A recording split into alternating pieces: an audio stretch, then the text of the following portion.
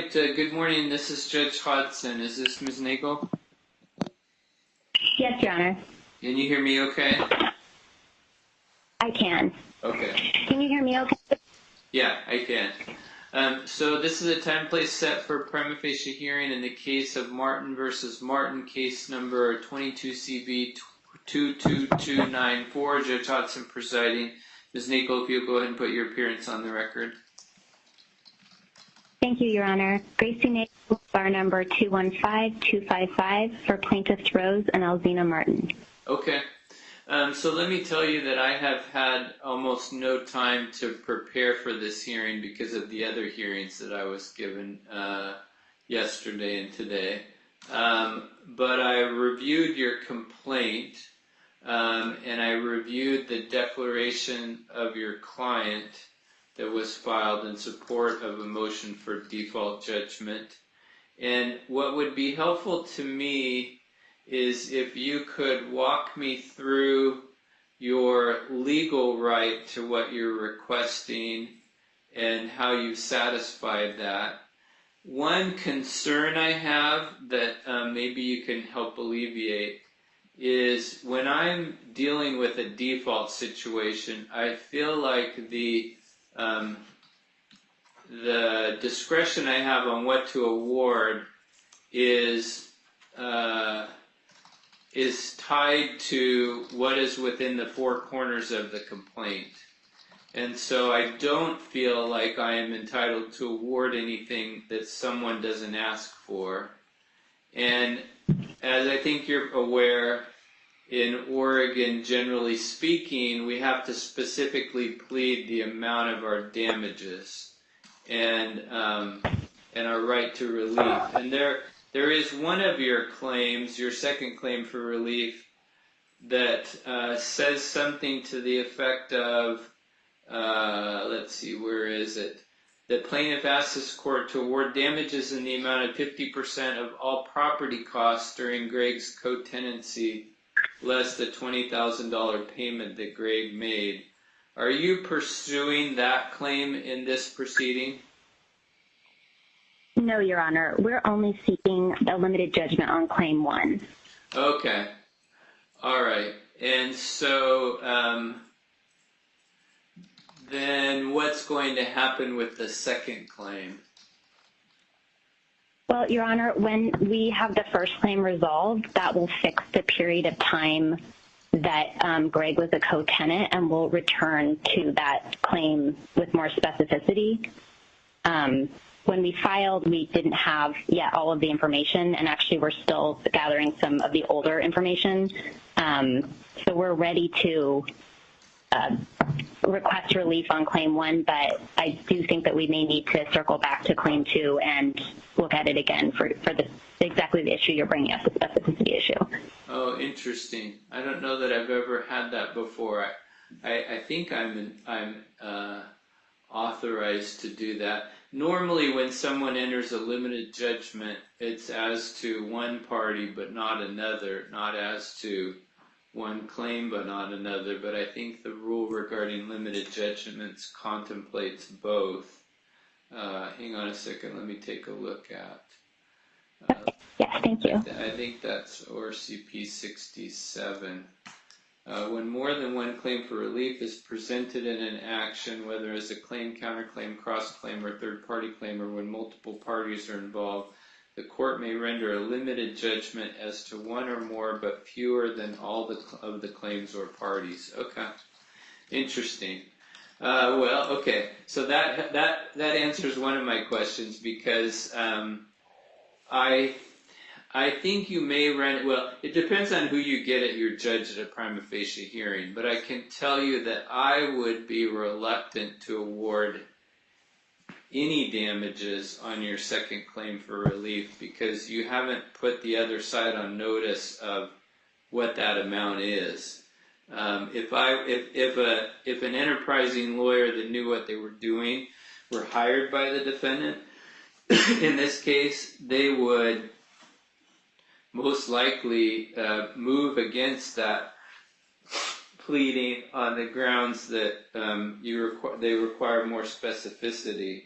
And it's just problematic for a judge in a default situation to grant you relief when the other side isn't on notice of how much it is. The theory being that due process requires that the court only enter a judgment for what the other side has been put on notice of.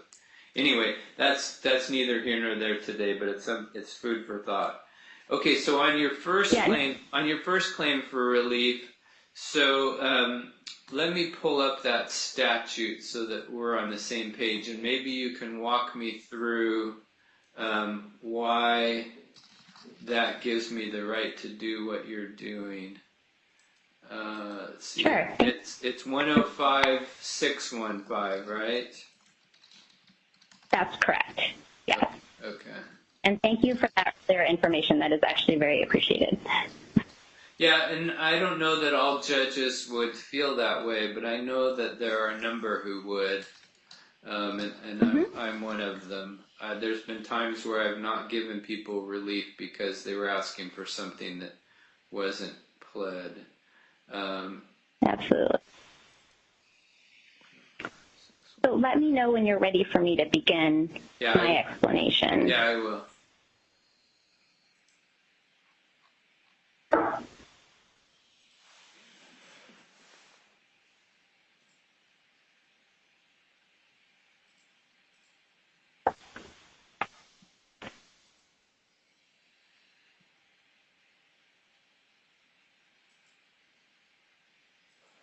Okay, so let me ask you a question. So I've just read it. It does appear to grant you the right you're seeking. It's just something that I've never had to deal with before. I normally think of adverse possession as being something that has like about 5 or 6 different elements that have to be proven. And the reason that it's somewhat stringent in its requirements is because you're asking somebody to be given title to property that they most of the time didn't originally purchase, but have been holding it open and notorious, et cetera, for a period of 10 years. This appears to modify that rule for co-tenants, and the requirements seem to be that the co-tenant has been in possession of the real property exclusive of all others for a period of 20 years and has paid all the taxes. Let me look again at the declaration from your client and see what she says about that.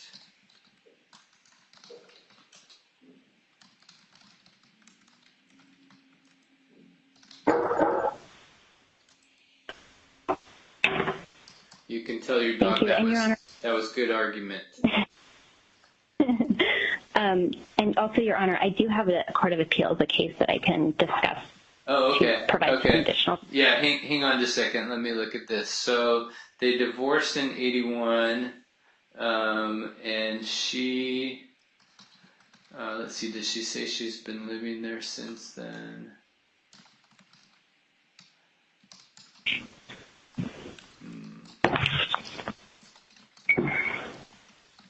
Well, I guess that's implicit in paragraph 6. She says around 2005, her eldest child began helping her take care of the property and then moved into the property with her, and they still live together. And she transferred her interest. She transferred her interest. Oh, yeah, she says she lives at it in 3. Yeah, okay, that's good. All right, and so that seems to meet the standard because you're saying that she was there. She would have been at the property from at least 1981 until 2021 when she transferred the interest in the property. So that is definitely more than 20 years. Does it say something about the co-tenant not living there? Yes, I believe so. Yes. Number 9. Number 9. Okay. And it says and she solely paid the property taxes, and that Greg number 8. Yeah. Yeah. Yeah. Okay. Yeah, I mean, so do you need to show me the case? Does it give some gloss on the statute? I think it helps a little. Okay, go ahead. 2021.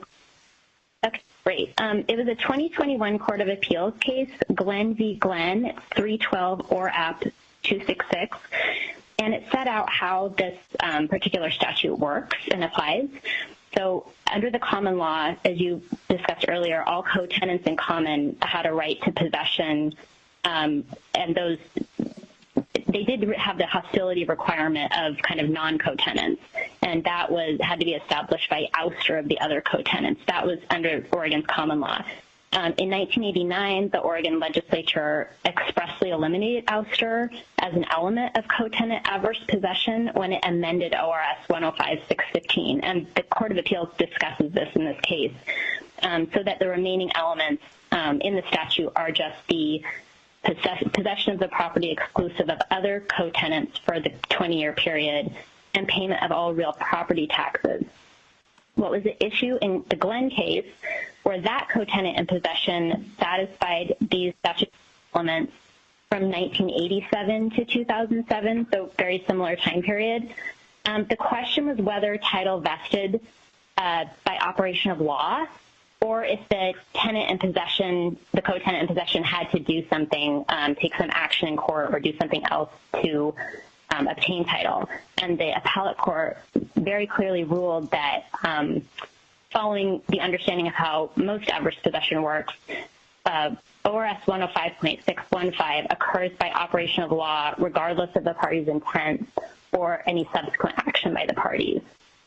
So that's what we're basing our position on, that Rose is now entitled and was entitled as of 2008 to fee simple title to the property. So that takes care of the concern someone might have because in 2015 she transferred it to her child. That doesn't matter in terms of how the law applies. Well, and in addition, the statute itself includes successors in interest. Okay, gotcha. So, yeah. Okay, I will grant you relief.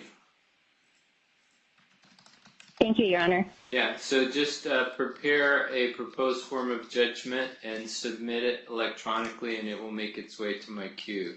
I know you probably already did, but just so you know, what happens with those is they get stamped by presiding saying you need a prima facie hearing, and so you need to submit another one.